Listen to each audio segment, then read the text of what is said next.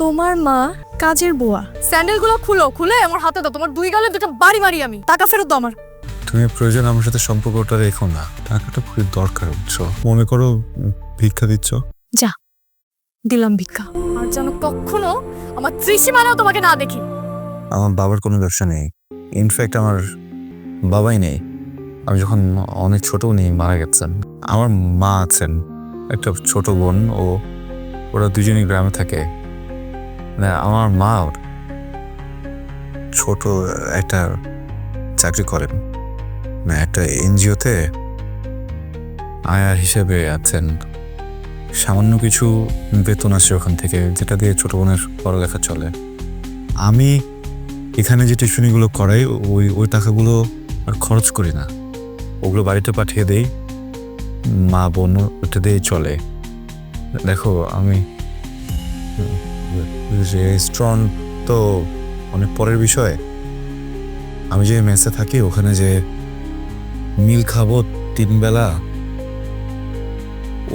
ওইটার টাকাটাও থাকে না আমার কাছে। হ্যাঁ, ওই স্টুডেন্টদের ওখানে যাই গিয়ে নাস্তা খেতে দেয় না, ওইটা দিয়ে সারাদিন চলি। এই জন্য একটু অকওয়ার্ড হই মাঝে মধ্যে, বা ঠিক বিয়ার টাইমে পড়াতে যাই। ওই 3 বেলা খাবারের যে সময়টা, ওই সময়টাতে যাই যেন একটু ভারী নাস্তা দেয়। হ্যাঁ, খুবই সরি, মানে খুব গিল্ট কাজ করে ভিতরে, কিন্তু কি করবো বলো।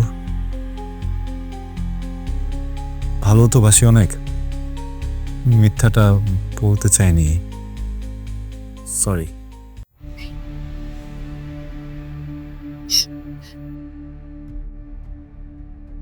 তুমি এতদিন আমাকে মিথ্যা কথা বলছো।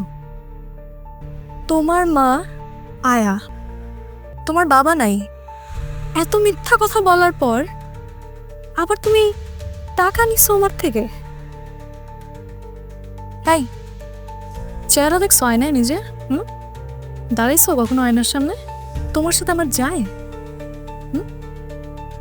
মানে বাস্তবতা বলতে তো একটা জিনিস থাকে, তাই না?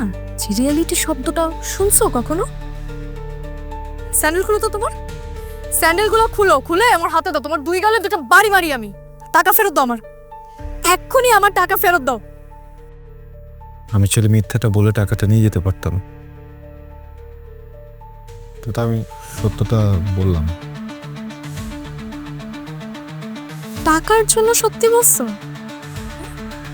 সত্যি বলে উদ্ধার করে ফেলছো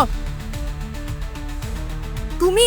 এক্ষুনি এই মুহূর্তে আমার টাকাটা ফেরত দাও, আর এরপর এই চেহারা জীবনেও যেন আমি না দেখি। মিমি, তুমি প্রয়োজন আমার সাথে সম্পর্কটা রেখো না। আরো বাজে কিছু বলতে ইচ্ছে করলে বলতে পারো, টাকাটা খুবই দরকার। বুঝছো, জানি রাগ করে আসো। মনে করো ভিক্ষা দিচ্ছ, কেউ তো ভিক্ষা ফেরত দেয় না, তাই না? আমি কথা দিলাম আমি এটা আগের মাসে ফেরত দিয়ে দেবো। প্লিজ, আমি টাকাটা নিয়ে যাই, প্লিজ প্লিজ। ভিক্ষা লাগবে না? যা, দিলাম ভিক্ষা। এই টাকা তুই রাখ, আর যেন কখনো আমার ত্রিসীমানাও তোমাকে না দেখি। হ্যাঁ, কোথাকার।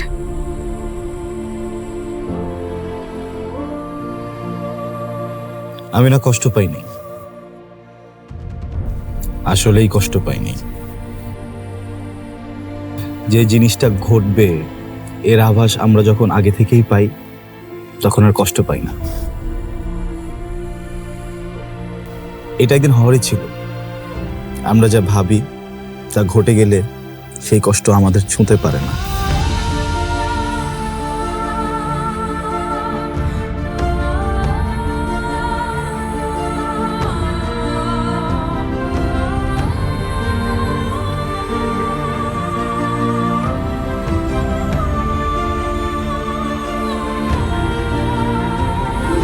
এই যে আমার প্রেমিকা আমাকে ভিক্ষা দিয়ে গেল, পেলাম একটা ভিক্ষা, প্রেমিকার দেয়া ভিক্ষা। আমি মনে হয় এই পৃথিবীর প্রথম প্রেমিক যে প্রেমিকার থেকে ভিক্ষা পেল।